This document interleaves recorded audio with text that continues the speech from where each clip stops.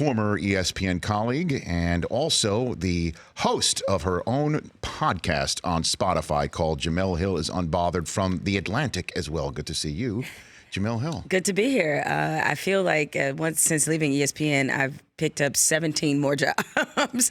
Well, that's the way it works. It is. Well, I mean, the interesting thing is that ESPN, you had 17 jobs. Right, but it was just under one umbrella. Roof. I know. Correct. Now you're a hyphenate, right? Yeah. Now you're a conglomerate. You're your own brand. Ooh, a conglomerate. Well, you are your own brand. I mean, you're wearing your own branded material right now. You're not the only one who has their name in the show. You know what?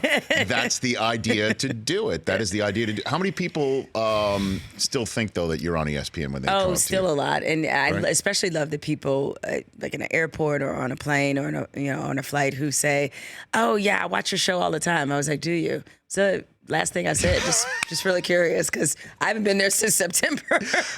I'll tell you, Jemele. I'll tell this story. I've told it before. Brockman, you've heard it about 19 million times. I feel like you're like my wife Susie. Like, oh God, here comes this story again.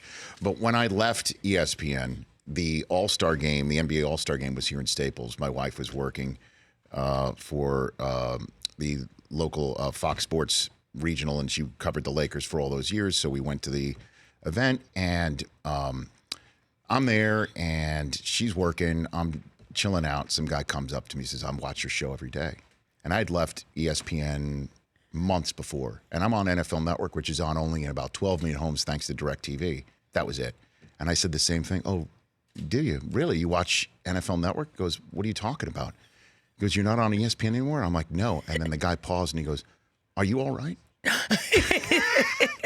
I'm like, I could fog up a mirror for you right now if you want. But so many people, think that if you've left ESPN, it's not a good thing.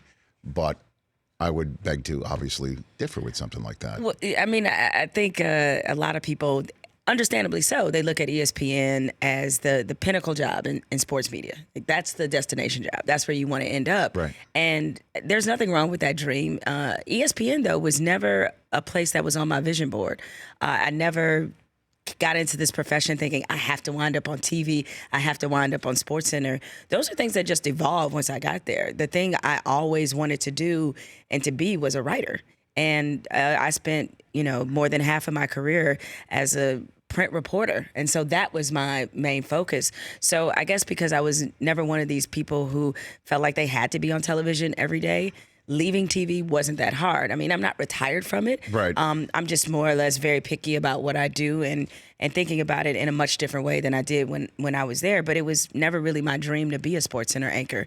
And in fact, it was it was the worst job that I had at ESPN. What do you mean? Come on now. I know. I feel so terrible saying that to somebody who was a great anchor there. I don't. By the way, I don't take it personally at all. But the 6 o'clock that you did is a totally different show than a highlight-driven event that I was part of many moons ago at 11 o'clock or at 2 in the morning. I mean, there's so much going on, and they were also trying to reinvent the show with you at the same time. Yeah, it was a lot going on, and people have to understand that when I stepped through the door at ESPN, it was in the commentary lane, and that was the lane that I was in.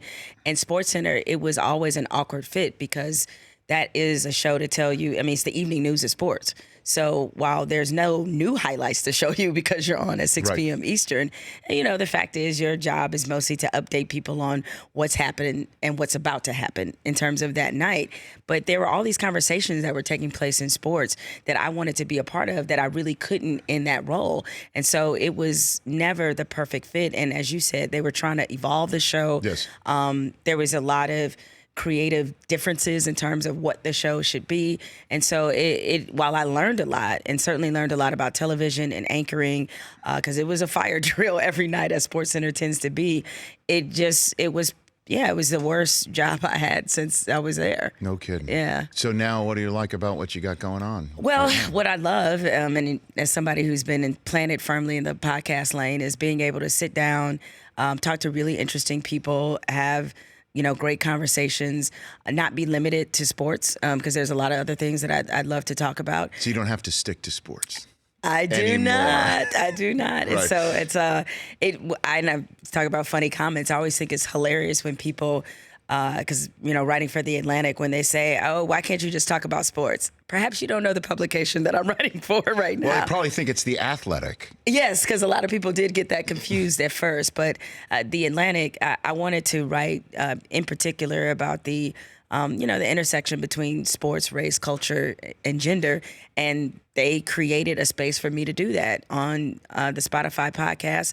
That's something totally different. I mean, we could talk about the Game of Thrones finale, yes, as well as talk about, the upcoming presidential election, sports, culture, news, politics. So it just allows me to play in many more areas. Yeah, but we just saw a picture of you with Barkley and Stacey Abrams together. I mean, that's pretty much in one photograph what you're talking about what sort of convergence Although what's you can so talk funny about. is that the people, of course, people might expect a conversation about sports with Barkley. We spent a lot of that podcast, trying to solve racism in America.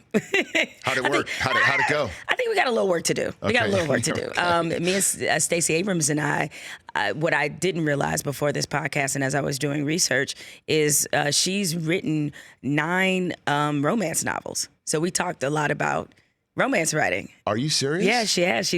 She's written like thriller romance novelist under a pseudonym. And so she really has a real passion for writing, which I can obviously appreciate. So while, sure, we talked about voter suppression and how she dealt with the aftermath of not winning the gubernatorial race, but we spent a lot of it talking about writing and Game of Thrones too. Tell me her pseudonym was Danielle Steele? Is that it? Please tell me that's what that was.